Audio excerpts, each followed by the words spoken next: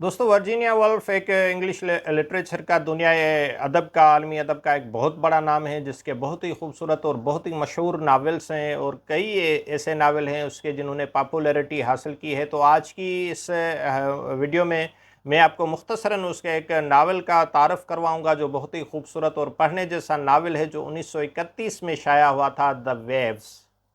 इस नावल को Virginia Woolf का सबसे तजर्बाती और मुनफरद काम कहा जा सकता है, और क्रिटिक्स की ये राय है कि बाकी जो उसके नावल्स हैं या बुक्स हैं उनके मुकाबले में ये कुछ डिफरेंट स्टाइल का किताब है।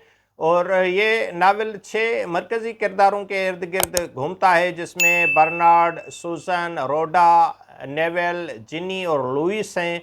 और इनकी जो ख़ुद कलामियाँ हैं, मोनोलॉग्स हैं, उन पर ये मुश्तमिल नावल है। उस मुनफरद अंदाज के ज़रिए इस किताब के पढ़ने वालों को हर किरदार की अंदरूनी जो सोचें होती हैं, उनकी फीलिंग्स होती हैं, उनके जज्बात में झांकने में मदद मिलती है। जो किरदार हैं वो जो ख़ुद से जब बात कर रहे होते हैं, ख़ुद कलामी के अंदाज में कुछ वो नरेट कर रहे होते हैं, तो उससे उनकी जो फीलिंग्स हैं वो जो पढ़ने वाला है वो महसूस कर सकता है कि वो जो कैरेक्टर है, उस नावल का जो किरदार है, वो इस वक्त किस कैफियत से गुज़र रहा है।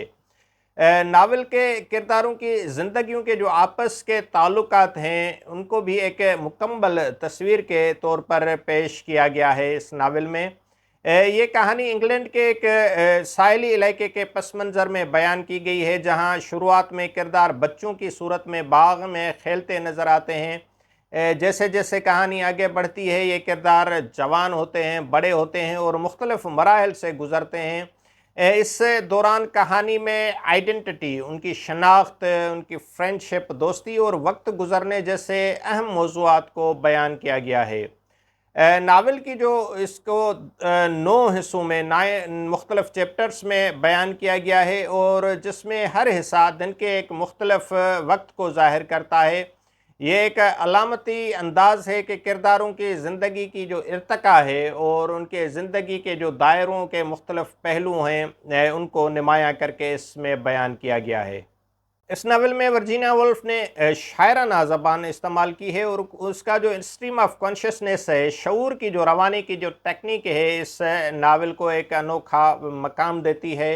उनका ये अंदाज़ किरदारों के ख़यालात और एहसासात को एक बहते हुए अंदाज में पेश करता है, जहाँ इनफरादी तजुर्बात की हदूद मदहूम हो जाती हैं। ये एक ऐसा अंदाज़ है कि रवायती कहानी गोई के उसूलों को चैलेंज करता है। एक जैसे आम तौर पर हम एक ऐसी नरेशन पढ़ते हैं जो सीधी सादी और सिंपल होती है, उसके मुकाबले में ये थोड़ा डिफरेंट है।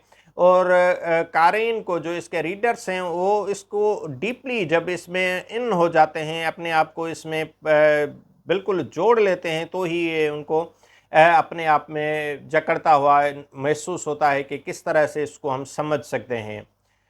दी वेव्स जो है अपनी एक शायराना खूबसूरती और इंसानी तजुर्बात की गहराई की जो है वो एक समझ देता है हमें। और ये नावल जदीद अदब में एक अहम मकाम रखता है, और वर्जीनिया वुल्फ के ज़ुबान पर महारत और इंसानी ताल्लुकात की पेचीदगियों की जो को नुमायाँ करने की एक बेहतरीन मिसाल है। अगर आप ऐसे डीप मौज़ूआत जो गहराई हो, जिनमें ज़्यादा एक फ़लसफ़ियाना स्टाइल हो, एक सोचने के लिए मजबूर करने वाली जो कहानियाँ पढ़ने के शौकीन हैं, और आप क्लासिक लिटरेचर भी पढ़ना चाहते हैं, तो अगर ये नावल आपने नहीं पढ़ा तो मैं आपको ज़रूर रिकमेंड करूँगा कि इस नावल को ज़रूर पढ़ें। इससे आप यकीनन लुत्फ़ अंदोज़ होंगे, और ये आपको एक नया तजुर्बा, एक अनोखा मुनफरद एक तजुर्बा देगा रीडिंग का। तो एक क्लासिक मैं समझता हूँ, एक पीस ऑफ लिटरेचर है जो आपको ज़रूर पढ़ना चाहिए। अगर आपने पढ़ा हुआ है नावल तो कमेंट सेक्शन में अपनी राय के से ज़रूर आगाह कीजिएगा कि आपको ये कैसा लगता है। और अगर आप किताबों और किताबी बातों से दिलचस्पी रखते हैं तो ये चैनल आपके लिए है। अगर आप इस चैनल पर नए हैं तो इसको सब्सक्राइब करना मत भूलिएगा, और ये वीडियो आपको पसंद आई हो तो इसको लाइक ज़रूर कीजिएगा।